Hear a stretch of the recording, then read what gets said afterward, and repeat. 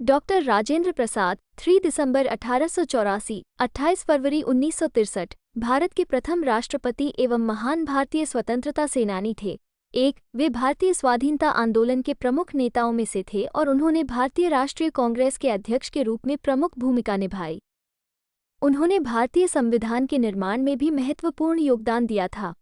राष्ट्रपति होने के अतिरिक्त उन्होंने भारत के पहले मंत्रिमंडल में 1946 एवं 1947 में कृषि और खाद्य मंत्री का दायित्व भी निभाया था। सम्मान से उन्हें प्रायः राजेंद्र बाबू कहकर पुकारा जाता है। राजेंद्र बाबू का जन्म 3 दिसंबर 1884 को बिहार के तत्कालीन सारण जिले अब सीवान के जीरादेई नामक गांव में हुआ था।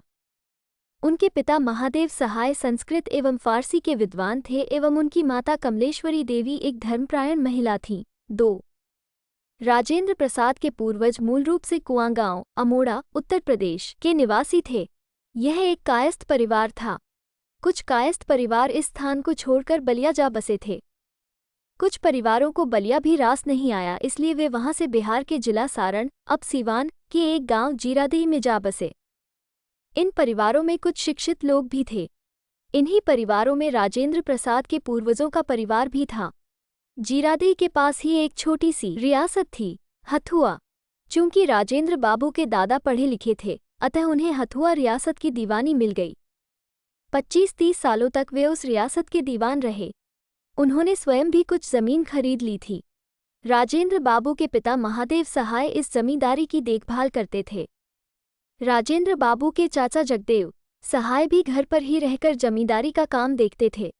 अपने 5 भाई बहनों में वे सबसे छोटे थे, इसलिए पूरे परिवार में सबके प्यारे थे।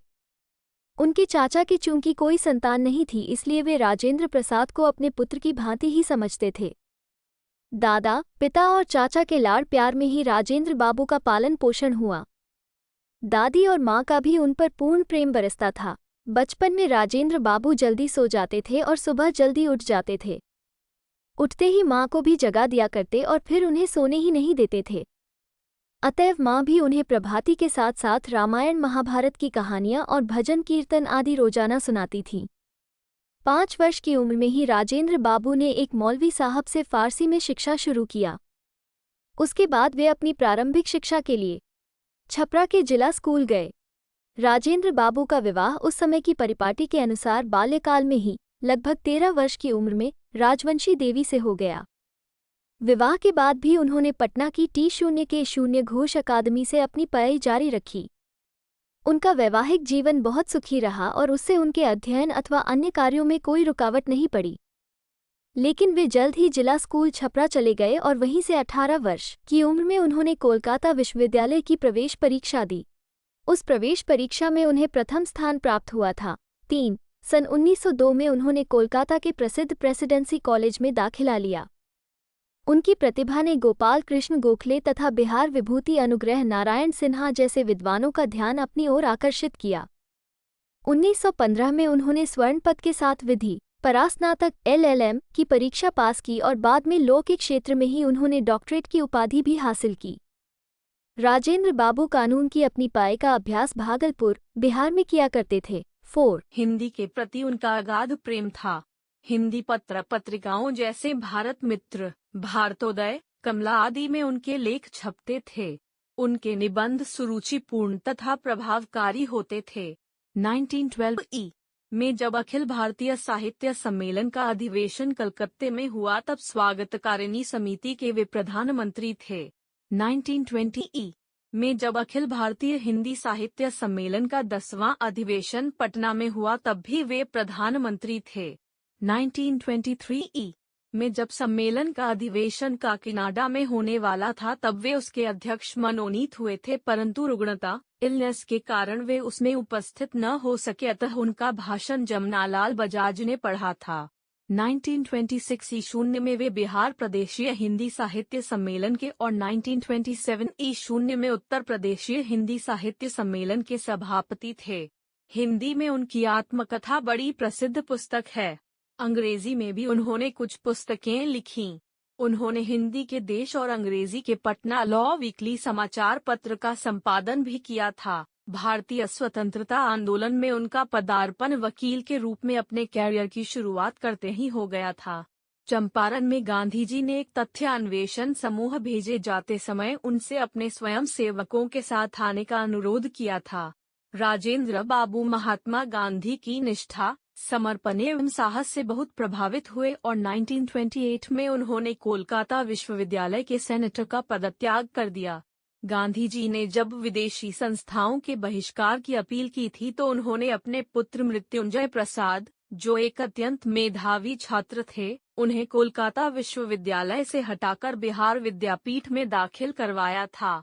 उन्होंने सर्चलाइट और देश जैसी पत्रिकाओं में इस विषय पर बहुत से लेख लिखे थे और इन अखबारों के लिए अक्सर वे धन जुटाने का काम भी करते थे।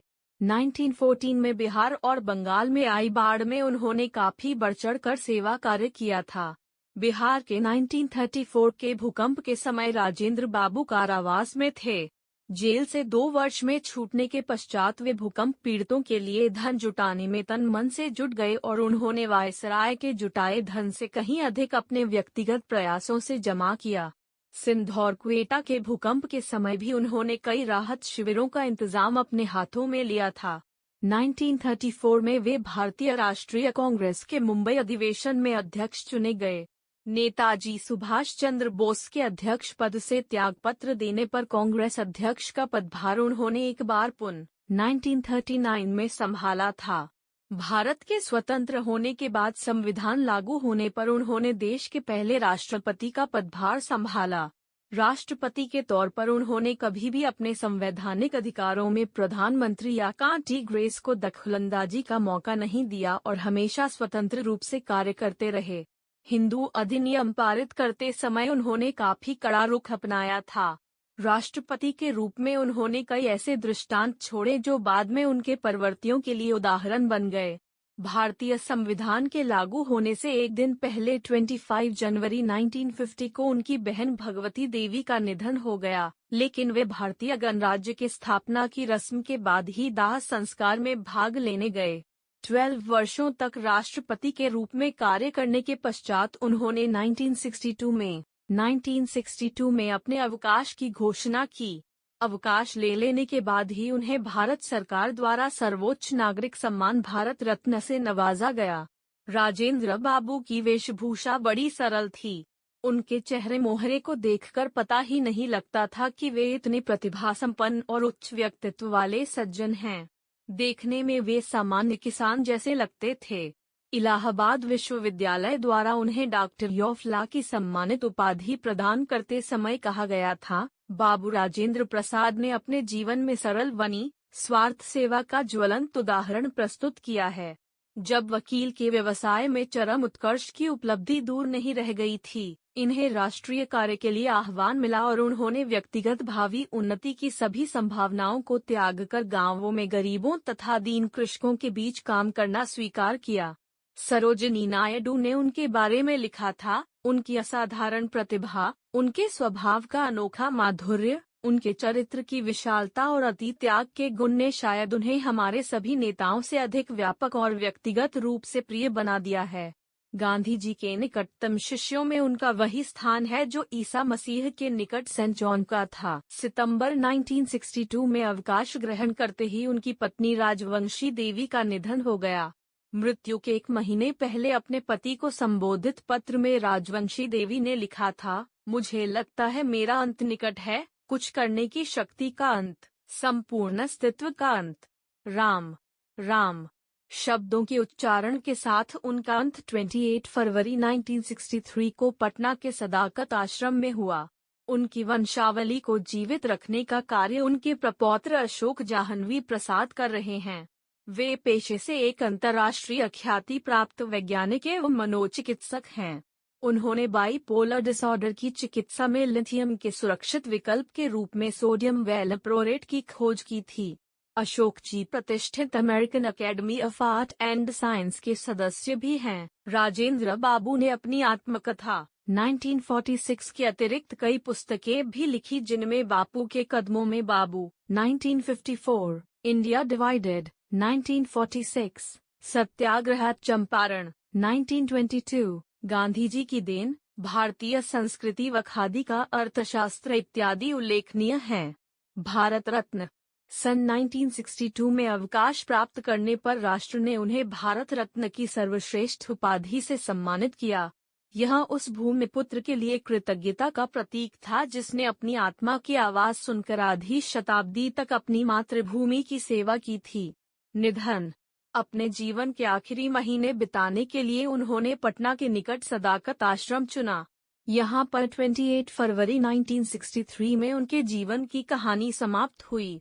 5 यह कहानी थी श्रेष्ठ भारतीय मूल्यों और परंपरा की चट्टान सदृश आदर्शों की। हम सभी को इन पर गर्व है और ये सदा राष्ट्र को प्रेरणा देते रहेंगे।